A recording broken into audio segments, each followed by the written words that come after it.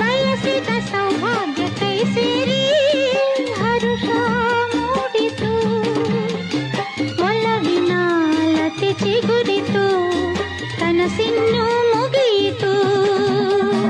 ಇನ್ನೆಂದು ನಿನ್ನನ್ನು ಚೆಲುವೆ ಬಿಡಲಾರೆನಾ.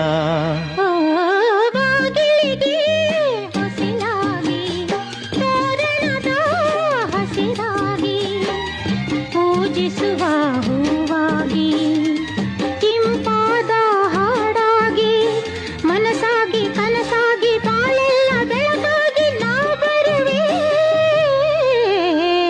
ನೀನೆಲ್ಲೋ ನಾನಲ್ಲೇ